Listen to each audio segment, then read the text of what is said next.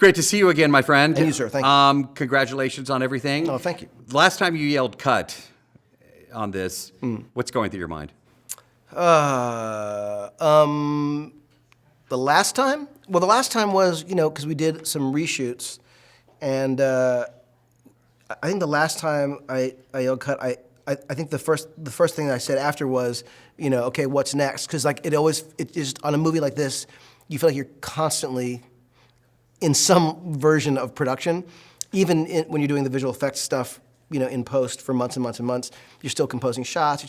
So it never really feels like it's over. But I'd like to say it was relief, but the truth is, when you say cut, it's just the beginning of all this other stuff that you have to do. So it never really felt like there was a moment of it's in the rear view, even still. Something I didn't ask you last time we spoke. The first time you ever met George Lucas, what was that like? First time I ever met him, I was at this conference, and I was prepping Star Trek. I was going to direct a Star Trek movie, and I went up to him and had a conversation with him and asked him what I should do and what would you do if you were doing Star Trek. I just wanted to get the most broad advice, and I said, what would you do if you were doing Star Trek? I said, what should I do doing Star Trek? And his advice to me was put lightsabers in it. That's perfect. Yeah, I think then he walked away from me. He did. Carrie Fisher came to Houston, Texas, and I got to spend a day with her. It was amazing. How emotional was it for you to include her? You have to include her in this, but as you're putting those scenes together, how emotional was it?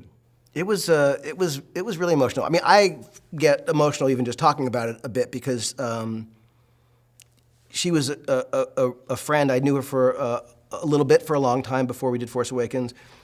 Working with her obviously was, an experience I'll never forget. She was absolutely one of a kind. She could not have been. She was as witty and brilliant and funny as you would expect. I just loved her, and so obviously losing her was hard for all of us. And I wasn't supposed to do this movie, so it was not like a practical matter. I just was missing her as a human being. And then when I was asked to come back to do this. To do Rise of Skywalker, I just suddenly realized, well, we can't tell this without Carrie. We can't tell this without Leia. That's impossible. And we went back and looked at the footage that we had shot that we hadn't used for Force Awakens and realized that we had a number of scenes that we could repurpose. And so we wrote entire scenes around Carrie, around the footage we had. And, if she had still been around, of course, I'm sure we would have done other things too. But we had what we needed to tell the story that we wanted to. And, it was an incredible thing to get to have scenes with Leia, using the side of the scene that we had shot with her from 3-4 years earlier. It was just a very surreal thing, and because in editorial she's been alive for nearly a year, working as on these scenes, it's even more heartbreaking that she's not here.